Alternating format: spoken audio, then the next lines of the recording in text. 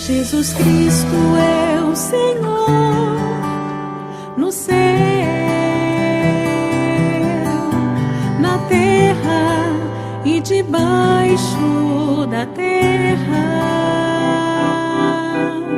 Ele é santo. Aconteció también en otro día de reposo que él entró en la sinagoga y enseñaba. Y estaba allí un hombre que tenía seca la mano derecha. Y le acechaban los escribas y los fariseos para ver si en el día de reposo lo sanaría, a fin de hallar de qué acusarle. Mas él conocía los pensamientos de ellos y dijo al hombre que tenía la mano seca: levántate y ponte en medio. Y él, levantándose, se puso en pie. Entonces Jesús les dijo: os preguntaré otra cosa. ¿Es lícito en día de reposo hacer el bien o hacer el mal? ¿Salvar la vida o quitarla? Y mirándolos a todos alrededor, dijo al hombre: extiende tu mano. Y él lo hizo así. Y su mano fue restaurada, y ellos se llenaron de furor y hablaron entre sí qué podrían hacer contra Jesús. Hermanos, entonces, como decíamos el sábado pasado, esta lectura que hicimos hoy es una lectura de continuación a la experiencia que el Señor tiene con los fariseos cuando sus discípulos recogen las espigas. ¿Recuerdan que estuvimos hablando un poco del sábado y la respuesta del Señor para ellos? Porque ellos cuestionaron al Señor si era lícito que los discípulos recogieran espigas el día sábado. Y ahí veíamos que Jesús interpretaba el sábado correctamente. Jesús se hace el Señor del sábado. También veíamos que el sábado fue hecho por el hombre y no el hombre para el sábado. Y ahora viene una siguiente situación. Entonces vamos a comenzar a ver la experiencia que el Señor tiene ahora con los fariseos en relación a la sanación del hombre con la mano seca. Y bueno, en complementación con lo que vimos el sábado pasado. Yo quiero que abramos ahí en Mateo capítulo 12, verso 9. Vamos a tener 3 pasajes que son complementarios. La misma situación contada por los evangelistas, por los otros evangelistas. Entonces vamos a tener siempre el Evangelio de Mateo en capítulo 12. Vamos a tener Marcos en el capítulo 3 y el pasaje de Lucas. Vamos a tenerlos juntos para que usted no los cierre en su Biblia, porque vamos a estar complementando la lectura con los 3 evangelios. En Lucas nos decía que aconteció también en otro día de reposo que él entró en la sinagoga y enseñaba. Ahora Mateo, ahí en el capítulo 12, verso 9, Mateo complementa diciéndonos que es una situación en continuación a la que habían vivido con las espigas. Y dice Mateo que ahí en el verso 9, pasando de allí, o sea, después de lo de las espigas, vino a la sinagoga de ellos. Ese dato es muy interesante. No solo el Señor va a la sinagoga cualquiera, sino va específicamente a la sinagoga con aquellos que ya había discutido un asunto del sábado. Uno podría pensar, como decíamos la vez pasada, que Jesús era contencioso o que Jesús estaba buscando el conflicto con estos fariseos, pero en realidad no. El hermano Adolf Wolf, interpretando este pasaje, él llegaba a decir que a pesar del conflicto que iba a tener Jesús en la sinagoga, Jesús no evita ir a la sinagoga por el grande amor que tenía hacia el hombre de la mano seca. Y eso es muy interesante porque nosotros vamos a ver que Jesús no era un hombre contencioso. Es más, la Biblia nos enseña que el hombre de Dios no debe ser contencioso. Entonces, si Jesús no era un hombre contencioso, ¿por qué se mete en la olla del conflicto? no fue a cualquier sinagoga que él fue, sino fue especialmente a la sinagoga de ellos. Eso da a entender que la sinagoga de ellos, o sea, de los fariseos con los que Jesús había discutido, eran los que de alguna manera tenían autoridad sobre esa sinagoga. Era de alguna manera los que tenían la preeminencia en esa sinagoga.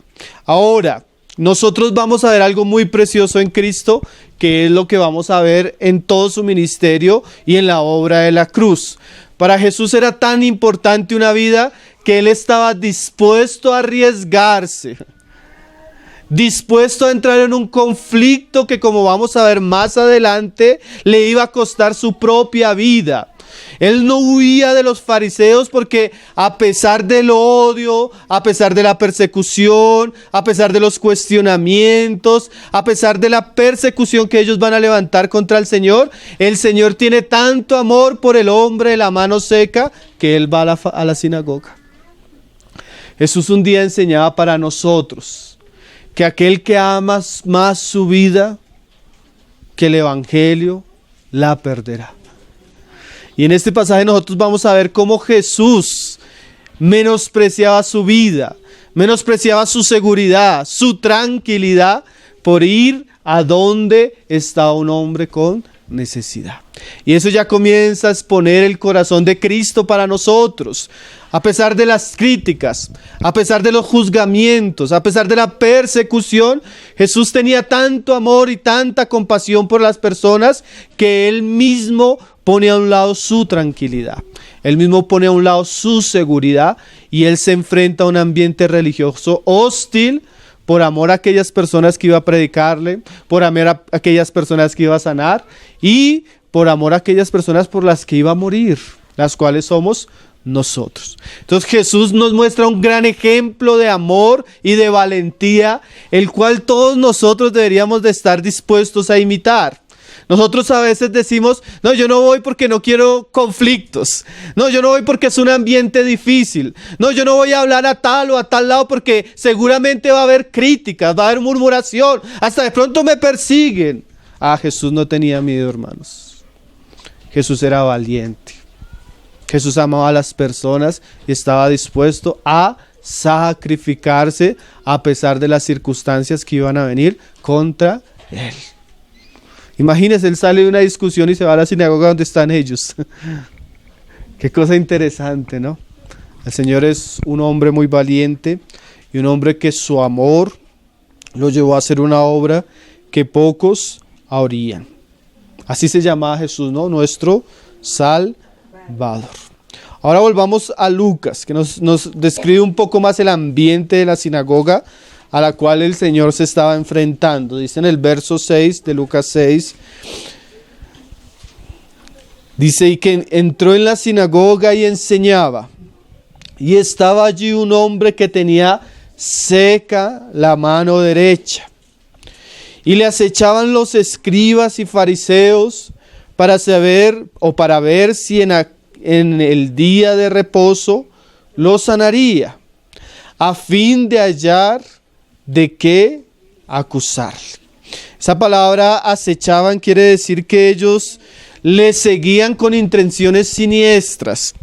Otro diccionario dice que se refiere a la actitud de armar trampas contra alguien. O sea, estos fariseos en su locura religiosa seguían a Jesús, miraban a Jesús, pero con el fin de ponerle una trampa.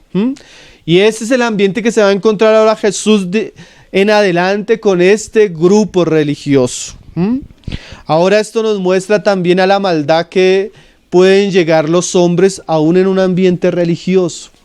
La falta de conocimiento de Dios, el amor a la tradición, puede cegar a las personas aún en un ambiente religioso. Y no es extraño porque grandes perseguidores del pueblo de Dios hacían una persecución al pueblo de Dios en nombre de su religión.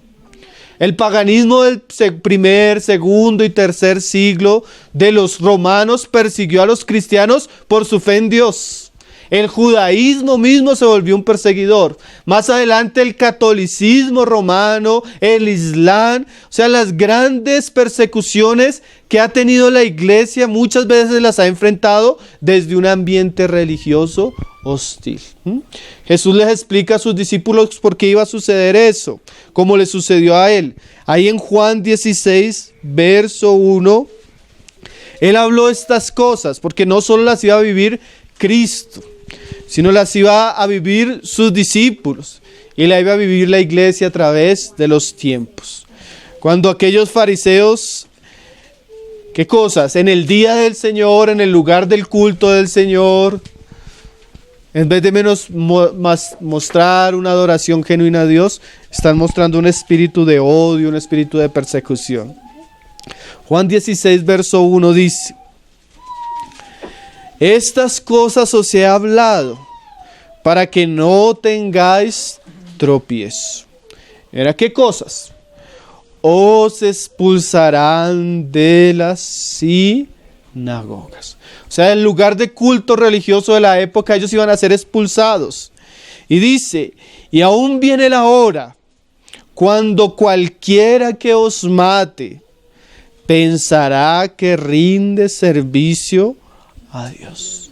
O sea, el Señor describe que la religión sería un instrumento del diablo para perseguir la misma iglesia, como la religión y los fariseos estaban persiguiendo al Señor. ¿Y cuál es la razón?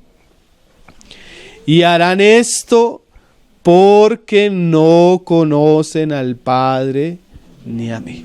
Entonces, una religión donde el Dios verdadero y su Salvador, Jesucristo, no es conocido, es una religión que fácilmente es manipulada por Satanás para persecución de los mismos creyentes. La falta de conocimiento de Dios, la falta de conocimiento de Cristo, la falta de revelación, sumándole al celo religioso, puede ser dinamita para una gran persecución contra el pueblo de Dios. Qué cosa seria, ¿no? Como el ambiente religioso en su ceguera espiritual se volvió contra el Salvador y le persiguió. Y no debe ser extraño para que cuando nosotros seamos perseguidos. Cuando la gente piensa que sirve un culto a Dios. Entonces era el ambiente al cual el Señor se enfrentaba. Ahora dice Mateo 12, verso 10. Recuerde que vamos a estar sobre los 13 evangelios. Y dice: y he aquí, había allí uno que tenía seca una mano.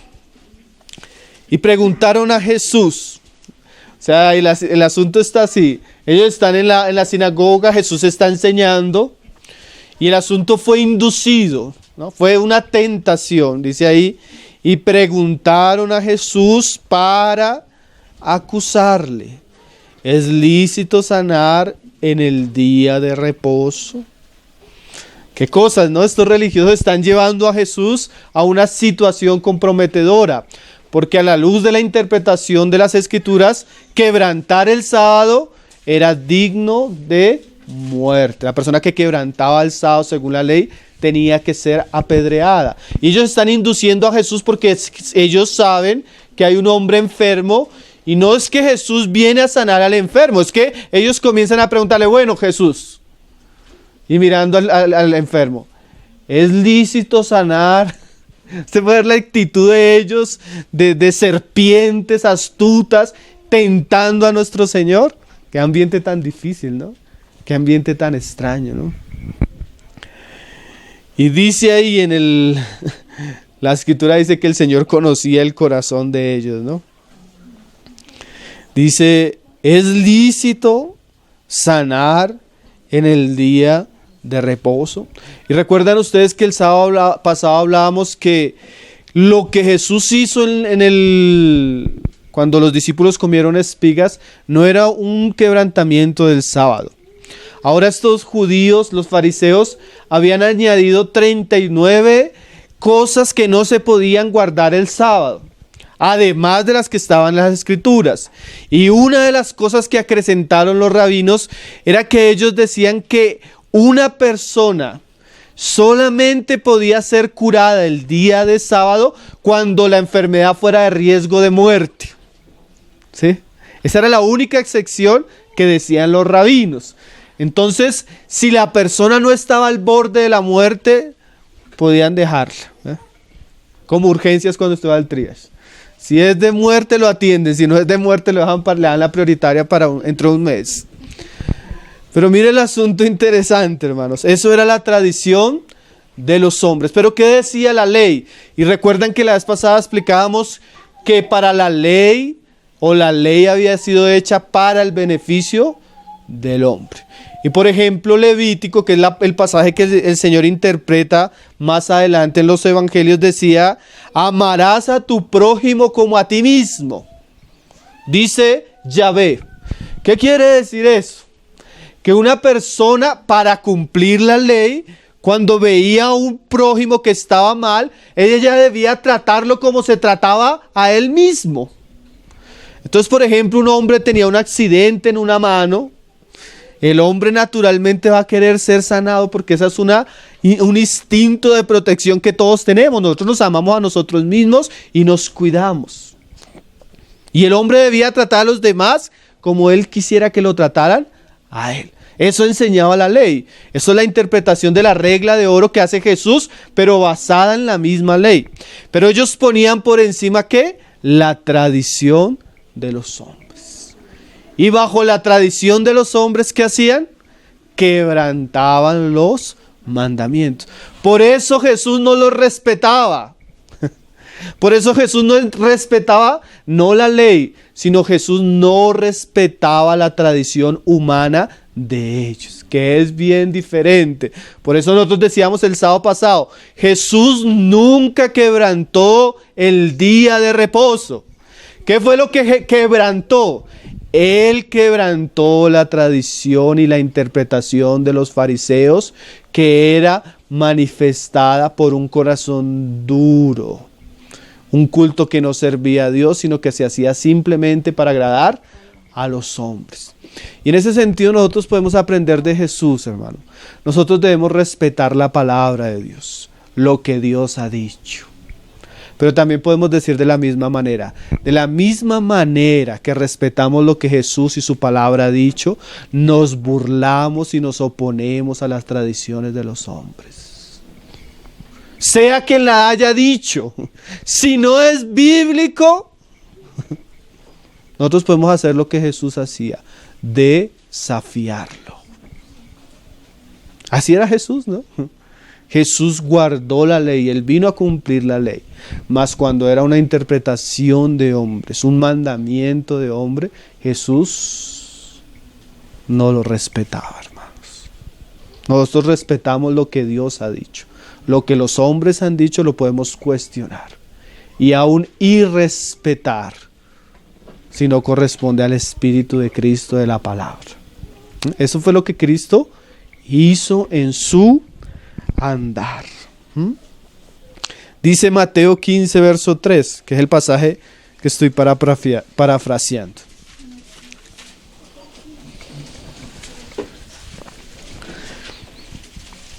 Respondiendo él les dijo: ¿por qué también vosotros quebrantáis el mandamiento de Dios por vuestra tradición?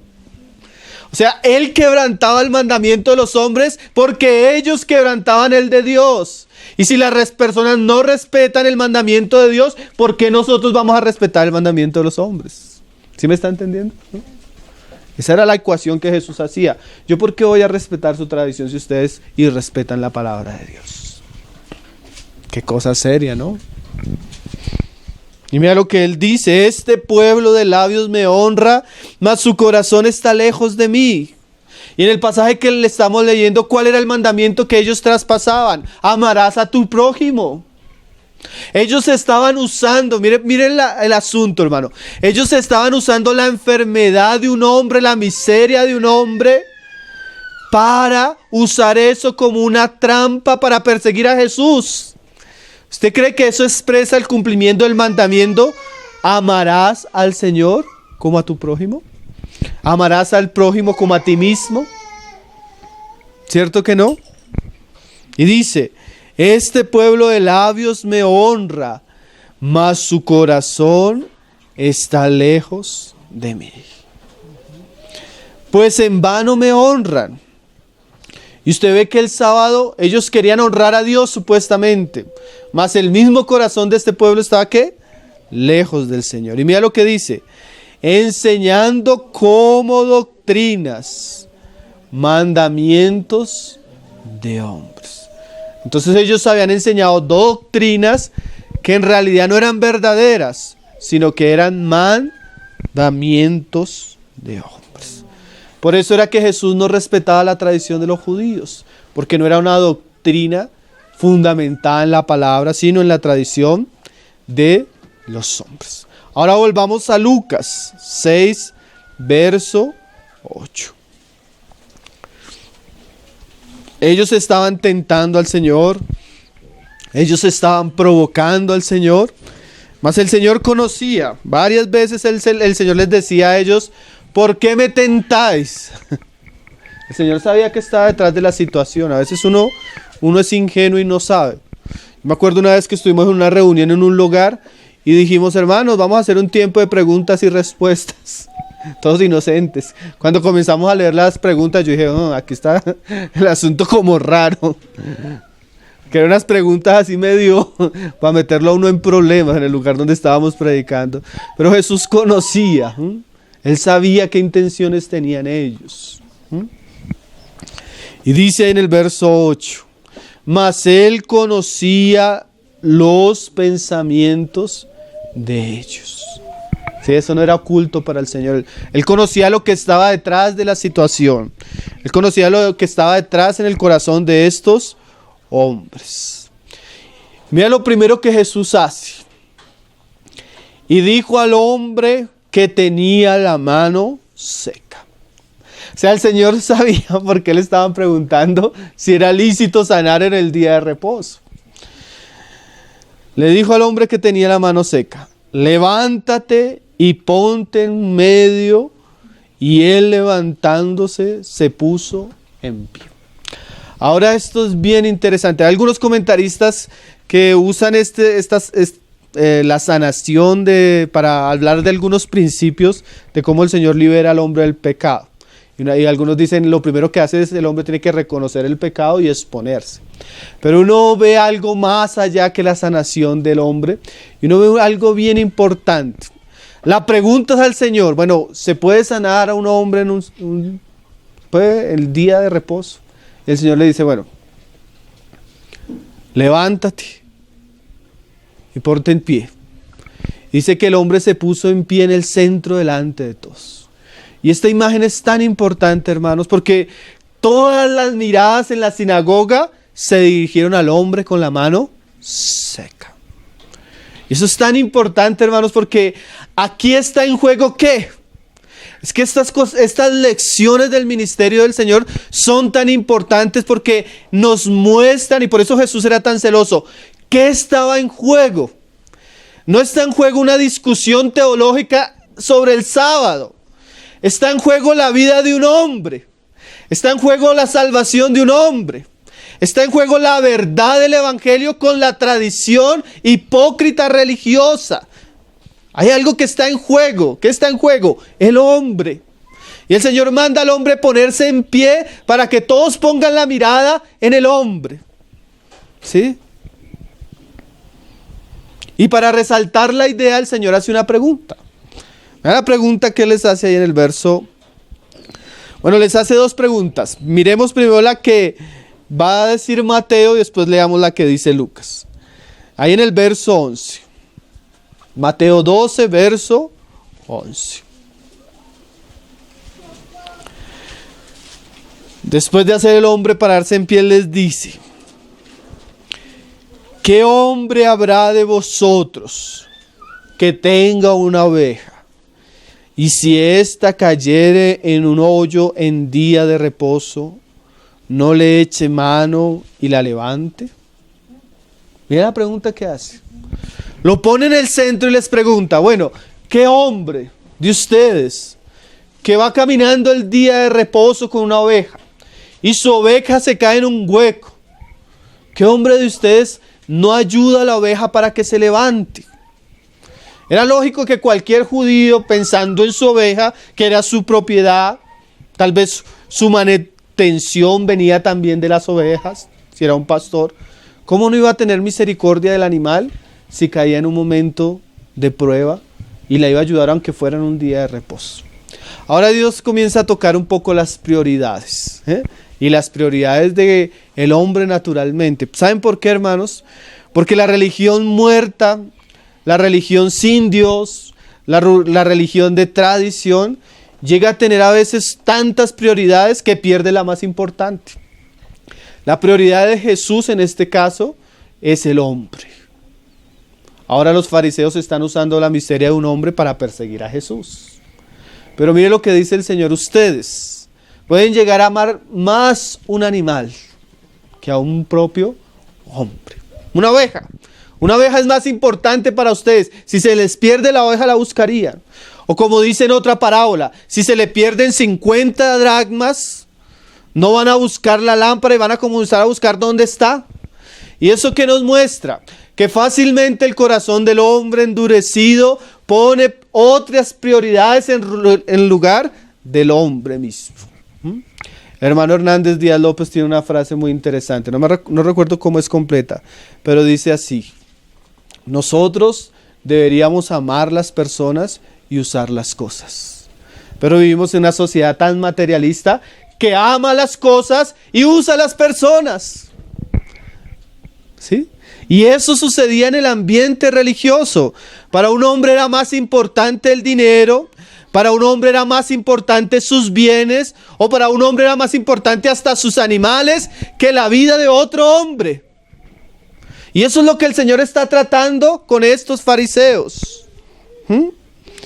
Yo veía una encuesta que hicieron en Estados Unidos en la Universidad de Georgia. Y les preguntaban a un número de personas que si ellas estuvieran en un momento donde sufrieran una catástrofe y estuviera su mascota al borde de morir y estuviera un hombre desconocido, ¿a quién rescatarían?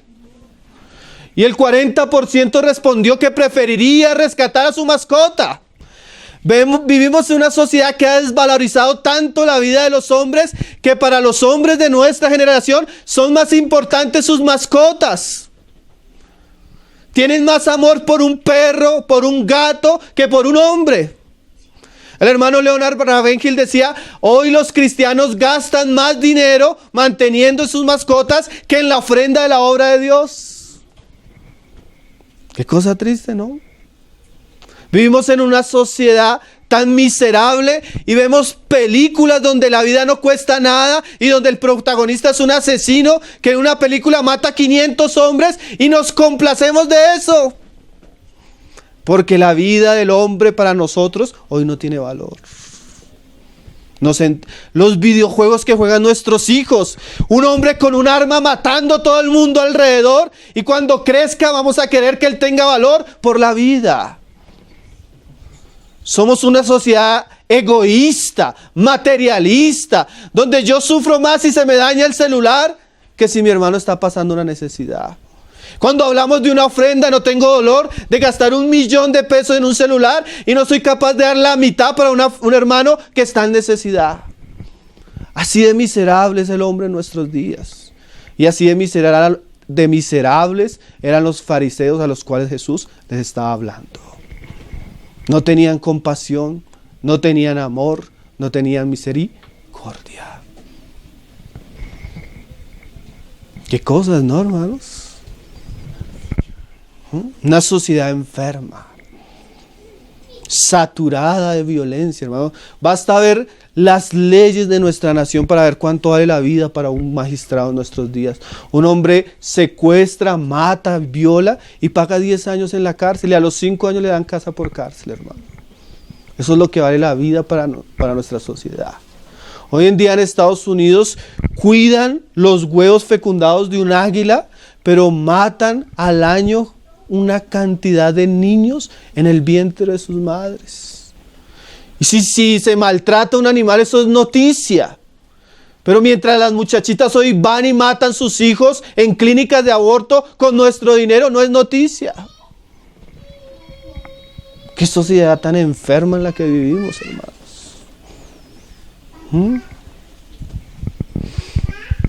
Jesús pone el hombre en el centro y les pregunta, bueno, si una abeja cae, ¿qué van a hacer ustedes? Dice en el verso 12, entendiendo que en su corazón ellos iban a responder, pues vamos a ayudarla. ¿Sí? Si usted va para la reunión en su carro, así sea domingo, y se estrella, yo le apuesto que usted deja de ir a la reunión por ir a arreglar su carro. ¿Sí? Porque así somos. Y si usted hace eso por su carro, ¿no haría algo por un hermano en un día de culto a Dios? Un ejemplo, ¿no? ¿Cuánto más vale un hombre que una oveja? Y eso destruye el argumento de todos esos hombres en nuestra generación que defienden más la naturaleza que la vida del hombre. ¿Sí? ¿Cuántas sociedades, hermano? En defensa de los animales. Pero la Biblia dice, el hombre vale mucho más que cualquier animal.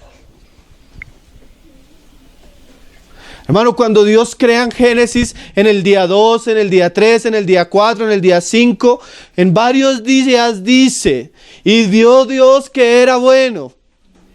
Creó los animales, las bestias, los árboles, la tierra, pero en el día sexto que Él crea al hombre como una corona de su creación, como dice Hebreos, dice que vio que era en gran manera bueno. ¿Por qué es tan importante la vida del hombre? No por lo que el hombre es, porque el hombre fue la única criatura que fue hecha a imagen y semejanza de Dios. Y Dios le da un valor y una dignidad tal al hombre por causa de esto. Pero nosotros hemos perdido eso. Y la religión de los fariseos había perdido eso. Valoraban más los ritos, la tradición, el dinero, los mismos animales, que la vida del ser humano. Pues ¿cuánto vale más un hombre que una oveja? Por consiguiente, es lícito hacer el bien en los días de reposo. O sea, Él interpreta otra vez el día de reposo. O sea, por causa de que el hombre vale más, aún en el día de reposo, cuando el hombre no debía trabajar, por amor al hombre mismo, el hombre podría sacrificarse y hacer un bien por los demás. Y el hermano J.C. Ryle interpreta estos pasajes diciendo, y lo hablábamos la vez pasada, aún en el culto a Dios, el día que es separado para adoración a Dios, una de las grandes maneras de adorar a Dios es haciendo el bien a nuestros prójimos. Es haciendo el bien a nuestros necesitados. Es haciendo el bien a aquellos que están en aflicción. Amar a la viuda, visitar a la viuda en sus tribulaciones, visitar al huérfano. El día de reposo no era para que los hombres se sentaran solamente a contemplar a Dios y su corazón se enfriara en relación a los otros hombres. Era lícito, totalmente lícito, hacer un bien en el día de reposo. Aunque la tradición de los fariseos no les gustara el asunto. Bueno, nosotros debemos entender que Dios ama a los hombres. Como alguien decía, Dios es el Dios de hombres. ¿Cómo así? Dios es el Dios de Abraham, de Isaac, de Jacob. Pero la Biblia no dice que Dios es el Dios de los perros. Dios es el Dios, no. Del agua, Él no se manifiesta así, porque Él es Dios de hombres. Y Él ama a los hombres. Y los creó para su gloria. ¿Sí? A veces es triste, hermanos. Yo en estos días les voy a decir una tristeza que tenía en el corazón. Estábamos buscando el salón para las reuniones.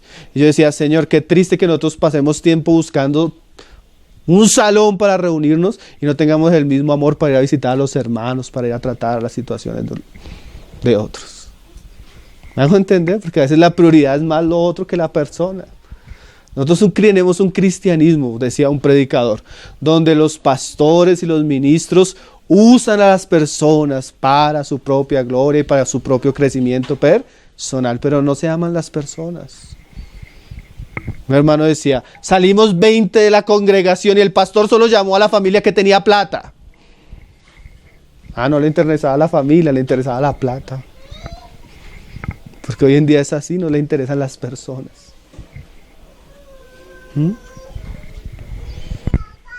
Hermano, nuestras convicciones deben ser examinadas a la luz de estos pasajes. debemos hacer un test. ¿Qué test? En mi culto a Dios, ¿dónde está el amor, la compasión y la misericordia por los demás? ¿Mi religión concuerda con el Espíritu de Cristo, el amor de Cristo y el sacrificio por los demás? ¿O simplemente soy un fariseo que se interesa mucho en la tradición y en los rituales?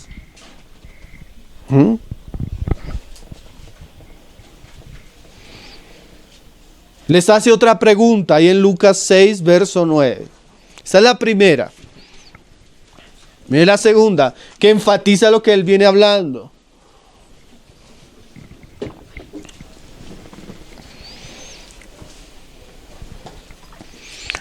Entonces Jesús les dijo, os preguntaré una cosa.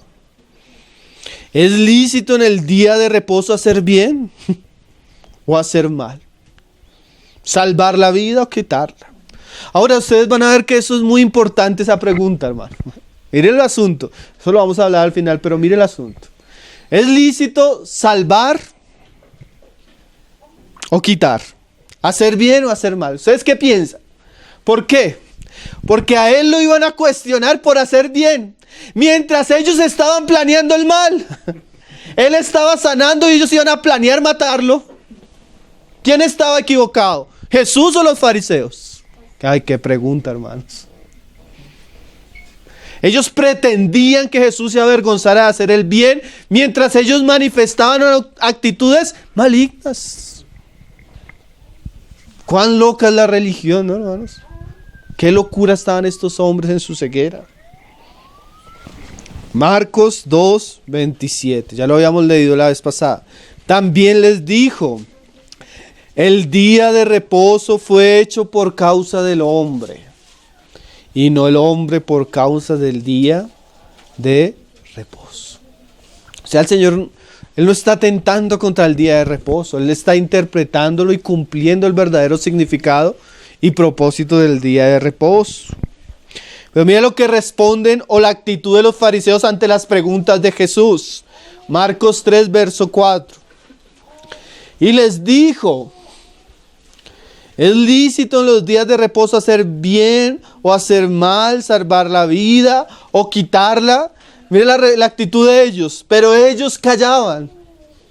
Yo creo que hubo un asunto de conciencia, un asunto de confrontación donde ellos quedaron como si hubieran pensado, se nos volteó la torta. Nosotros planeamos mal, pero aquí Jesús nos cambió el asunto. Ahora, hermanos, mire la pregunta. Si la pregunta de Jesús para los fariseos era, ¿es lícito hacer bien? Y el hacer bien hubiera dependido de las respuestas de ellos, ¿qué hubiera pasado? No hubiera hecho el bien. Porque ellos quedaron, ¿qué? Callados. Y mira lo que dice el pasaje. Entonces, mirándolos alrededor con enojo, entristecido por la dureza de sus corazones. Hermanos, esa actitud de los fariseos, hermano, de ver la necesidad del hombre, esa actitud de los fariseos, de ver el pecado del hombre, de ver al hombre enfermo y quedarse callados, es una actitud sumamente reprochable. Alguien decía, y bien lo decía, hermanos, el mejor momento para ayudar a alguien es cuando lo necesita. Y el peor pecado de un hombre al ver la necesidad de otro es quedarse callado. El peor pecado de un hombre es al ver la necesidad del hombre no actuar. Ellos vieron, fueron confrontados, pero aún así, reconociendo que estaban equivocados, no hicieron nada. Hermanos, y eso nos enseña el silencio y el cruzar las manos en un momento de necesidad nos hace igual de culpables a estos fariseos. Mira lo que decía Primera de Juan, hermanos, capítulo 3, verso 16. Esa actitud de indiferencia, hermanos. Esa actitud que a veces nosotros manifestamos de insensibilidad hacia las luchas, hacia las pruebas, hacia las tribulaciones de otros. Es la misma actitud de los fariseos. Y Juan está tratando esa actitud en la iglesia y le dice en el verso 16: Primera de Juan 3:16. En esto hemos conocido el amor, en que Él puso su vida por nosotros. También nosotros debemos poner nuestras vidas por los hermanos. Mira esa frase, hermanos. En esto nosotros conocemos el amor. ¿En qué? En que Jesús murió por nosotros. Pero en la manera práctica en que realmente hemos conocido ese amor, es en que nosotros también ahora debemos poner nuestra vida por los demás. Qué cosas, ¿no, hermano? Pero hay una aplicación o una explicación. Pero el que tiene bienes de este mundo y ve a su hermano tener necesidad contra él y cierra contra él su corazón, ¿cómo mora el amor de Dios en él? Se viene la explicación que dice Juan. Estamos delante de una situación donde un hombre es puesto enfermo y al ver la necesidad de ese hombre, nosotros cerramos el corazón. Juan explica cómo tenemos amor de Dios. O sea, no hemos conocido el amor de Dios. Si nuestro corazón es tan duro y tan insensible que no se mueve ante las necesidades que son puestas delante de nosotros, ¿cómo podemos decir que tenemos amor de Dios? Tal vez conoceremos doctrinas, tal vez asistiremos a un lugar, pero el amor de Dios realmente no lo hemos conocido.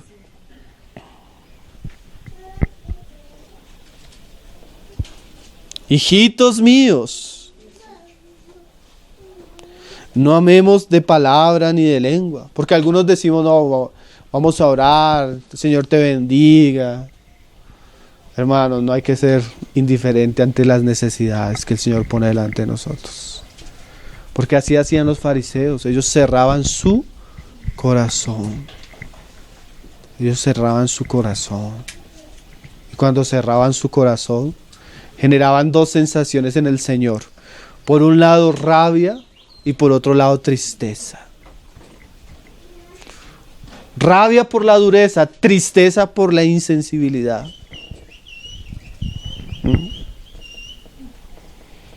No amemos de palabra ni de lengua, sino de hecho y en verdad. Nosotros que tenemos que pasar de las palabras. Porque nosotros hablamos mucho del amor, cantamos sobre el amor, predicamos sobre el amor. Pero a veces tiene que pasar de nuestras palabras a hechos. ¿Cuándo, hermano? Cuando se presente la necesidad. Cuando usted la vea, porque es que a veces la necesidad no la trae el Señor ahí al frente. Y aún así somos insensibles.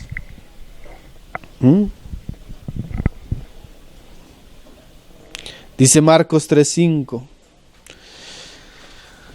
Donde estábamos. Entonces mirándolos alrededor con enojo. ¿Cómo sería la mirada del Señor, hermano? Que el autor dice que cuando los miró con rabia, con enojo. O sea, fue una situación que despertó la ira del Señor. Fue una situación que despertó la rabia del Señor. Hermano, hay cosas que despiertan al Señor a ira. ¿Usted ha leído Santiago, el capítulo que el Señor le habla a los ricos? Y comienza a decir, ay de vosotros ricos, porque vuestras riquezas se podrirán. ¿Se ha leído ese pasaje? Uno ve que Santiago está hablando con ira. Ay, hermano, porque cuando nosotros guardamos y atesoramos y no damos, lo que guardamos se va a podrir. Pero dice la palabra, mas al que da al pobre, a Jehová presta. Y el Señor no es deudor de nadie.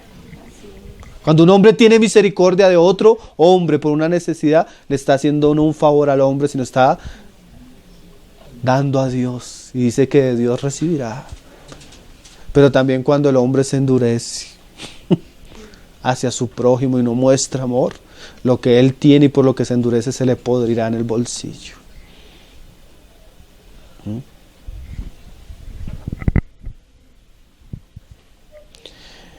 Mirándolos alrededor con enojo. Mira esta frase. Entristecido por la dureza de sus corazones. Por un lado, hay rabia de parte del Señor. Por otro lado, hay tristeza. Qué imagen tan interesante. Y dice, entonces mirándolos alrededor con enojo, entristecido por la dureza de sus corazones, dijo al hombre. O sea, nadie se movió, entonces el Señor habló. Extiende tu mano. Y él la extendió. Y la mano fue restaurada sana. Ahora mire lo que el Señor hace. En contra de la rabia, en contra de la oposición de los fariseos, el Señor sana al hombre.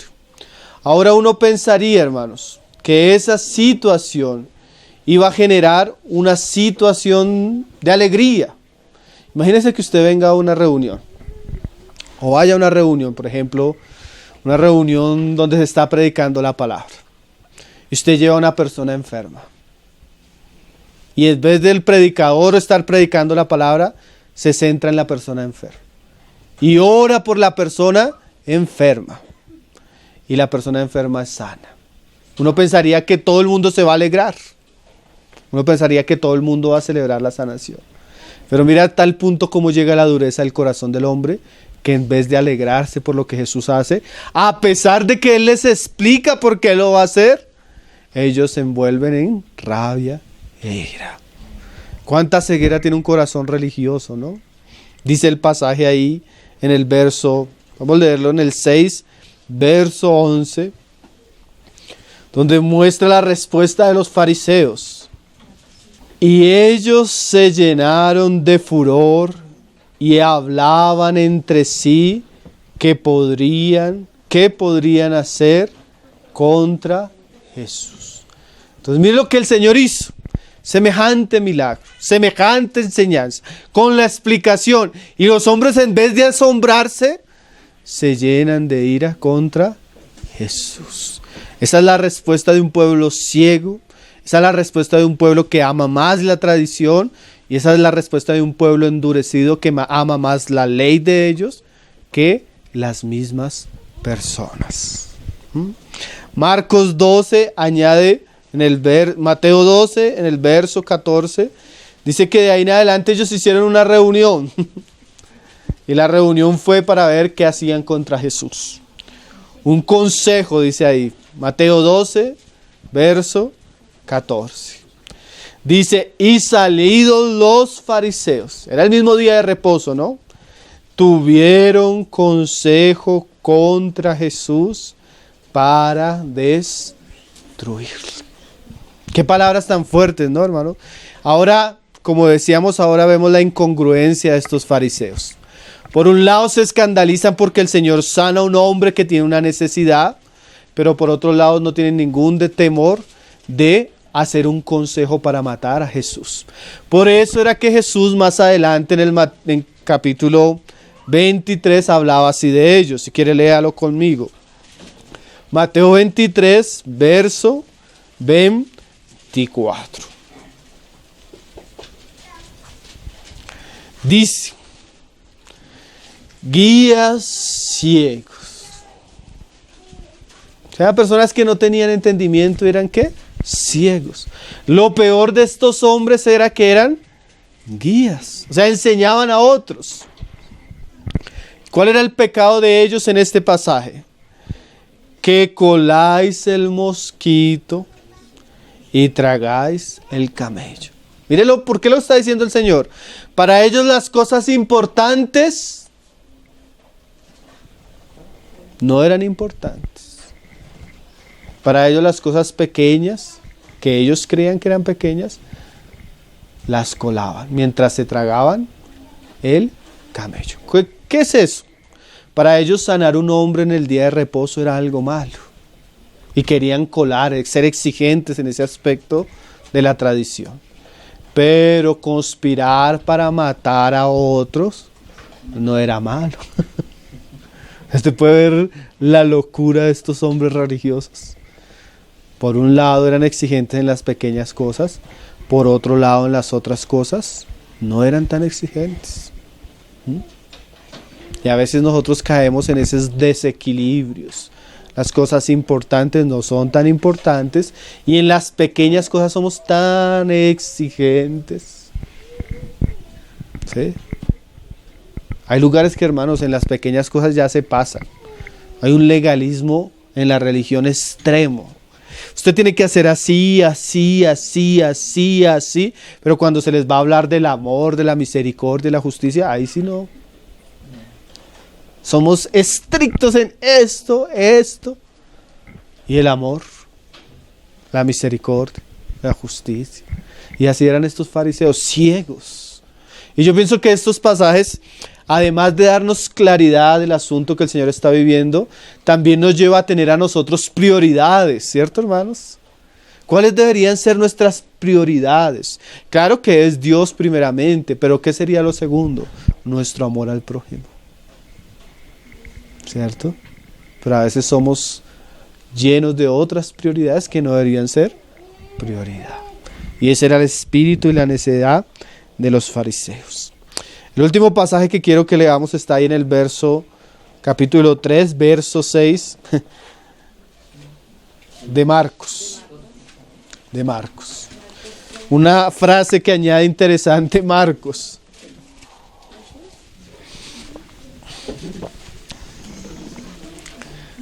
Dice Marcos 3, verso 6. Dice, y salidos los fariseos, porque ni siquiera eran capaces de hacerlo de frente. Ellos salieron a conspirar. Lo interesante que añade Marcos a este pasaje es esta frase. Tomaron consejo con los herodianos contra él para destruirle. Mire esto, hermano, los fariseos era un ala religiosa, celosa, tradicionalista. Y los herodianos eran un ala liberal, hermanos. Eran personas que tenían la esperanza de que el reino fuera restaurado para uno de los descendientes de Herodes. Eran romanos. Y estos que eran herodianos, que eran totalmente contrarios a los fariseos, se unen con un enemigo en común, Jesús. ¿Usted no ha visto esas personas que entre ellos no se llevan, pero cuando tienen un enemigo en común son amigos? Ahora conspiran. Los que nunca se sentaban juntos se sientan a conspirar contra Cristo. Los herodianos y los fariseos. El ala religiosa, representada por los fariseos, pero el ala política, falsa, de tradición herodiana, representada por los herodianos, ¿no? Jesús tiene tantos enemigos, hermanos. Por un lado tiene enemigos religiosos, hermanos. No todo lo que es religión es de Dios. No todas las iglesias que dicen que creen en Dios y que son celosas en guardar la tradición son de Dios, hermano. Muchas veces ellos persiguen peor la doctrina cristiana y a los mismos cristianos. Pero no solo los religiosos son perseguidores como los fariseos. También tenemos en el ambiente político. ¿Cuántos perseguidores del evangelio? ¿Cuántos perseguidores de la verdad de Cristo? ¿Cuántos perseguidores de la vida? Como veíamos ahora, que aman más un animal que la vida de un hombre, ¿no? Igualmente son perseguidores de Jesús. Lo que hay que saber, hermano, es que los hombres conspiran, como dice el Salmo. Las naciones conspiran y se levantan contra Cristo el ungido, mas Dios se reirá de ellos. Tanto los religiosos, apóstatas, hipócritas, Dios los juzgará, como los políticos insensibles que destruyen y promueven la muerte. Serán juzgados el día que Jesús juzga a los hombres. Dios se burlará de ellos. Hermano, este pasaje para mí fue una tremenda enseñanza. Cómo el Señor realmente ama al hombre. Cómo el Señor vino a ser realmente el Salvador del hombre. Y cómo iba a enseñarle a estos religiosos cuán importante era para él un hombre con la mano seca. A veces no entendemos bien qué era lo de la mano seca. De pronto el hombre, por causa de su enfermedad, no podía trabajar, tenía una vida difícil, una economía lamentable. Y Jesús amó a ese hombre y tuvo misericordia de ese hombre. Y lo sanó, porque a eso Él vino. El Señor nos libre del espíritu de los fariseos.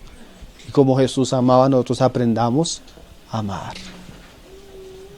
Que el Señor nos libre del endurecimiento del corazón de nuestra generación, donde el valor de la vida, donde el valor de las personas se ha perdido, y podamos tener un verdadero espíritu cristiano.